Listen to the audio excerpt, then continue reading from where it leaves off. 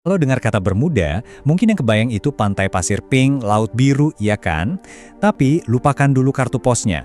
Hari ini kita bakal kupas tuntas realitas mengejutkan di balik pulau kecil ini yang ternyata diam-diam ikut membentuk dunia kita. Oke, kita mulai dengan beresin beberapa salah kaprah dulu ya. Banyak yang ngira Bermuda itu ya Pulau Karibia, ekonominya cuma dari turis, semacam surga pajak biasa. Tapi kenyataannya, wah, jauh dari itu. Ini bukan sekedar pulau liburan, ini adalah pusat kekuatan global. Pertama, lokasinya. Buang jauh-jauh bayangan soal Karibia. Bermuda itu sendirian, terpencil di tengah Samudra Atlantik Utara.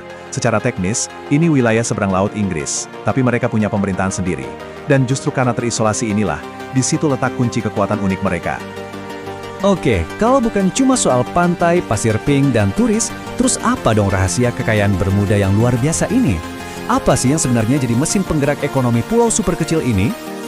Nah, ini dia yang menarik. Lihat deh grafiknya.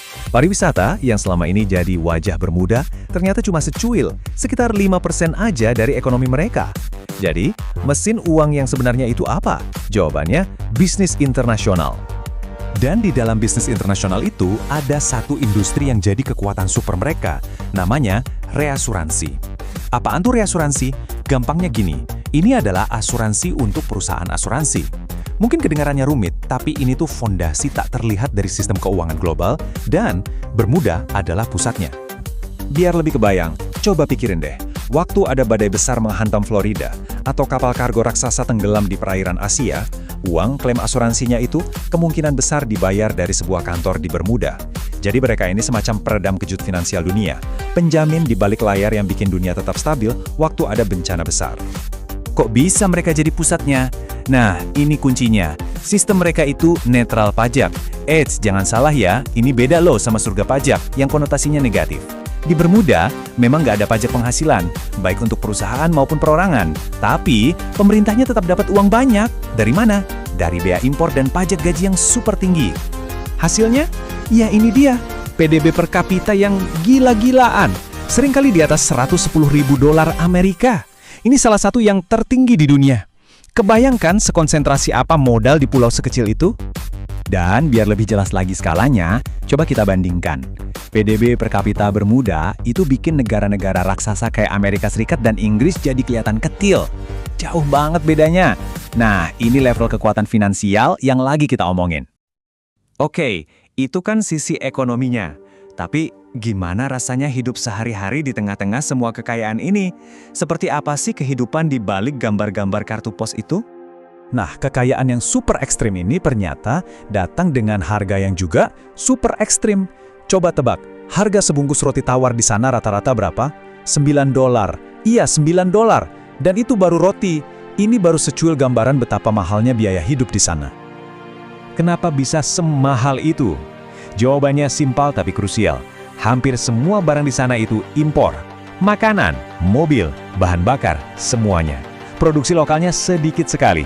Jadi semua barang harus didatangkan dari luar, kena biaya kirim, plus kena biaya masuk yang tinggi dari pemerintah. Lengkap kan? Situasi unik ini juga melahirkan budaya yang unik.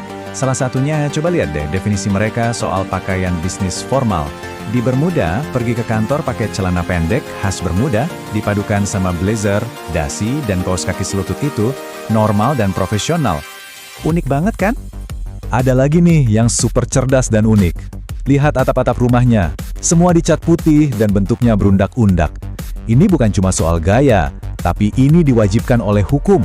Kenapa? Karena Bermuda itu nggak punya sumber air tawar alami sama sekali. Nggak ada sungai, nggak ada danau.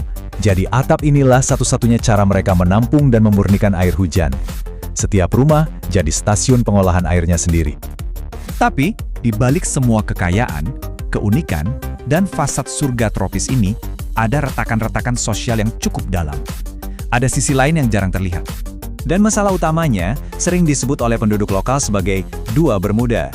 Ada Bermuda untuk para ekspatriat super kaya yang kerja di industri keuangan. Dan ada Bermuda yang satunya lagi untuk warga lokal yang harus berjuang keras setiap hari cuma untuk bertahan hidup dengan biaya yang selangit. Kesenjangan ini akhirnya menciptakan banyak masalah serius. Banyak anak muda Bermuda yang akhirnya pindah ke luar negeri karena nggak sanggup beli rumah yang harganya rata-rata di atas $1 juta. Fenomena brain drain ini nyata. Belum lagi demam pulau, perasaan terkurung di pulau kecil yang juga jadi beban psikologis. Jadi pada akhirnya, Bermuda ini adalah sebuah anomali, sebuah paradoks yang luar biasa. Di satu sisi, dia adalah sebuah batu karang kecil yang berhasil jadi master dalam mengelola risiko keuangan global. Tapi di sisi lain, pulau ini justru sekarang menghadapi risiko internal yang sangat besar dan mendalam. Dan ini yang jadi pertanyaan pamungkasnya. Sebuah tempat yang begitu jago, begitu ahli dalam mengelola risiko terbesar di dunia. Sekarang pertanyaannya, bisakah mereka mengelola risiko yang ada di dalam rumah mereka sendiri?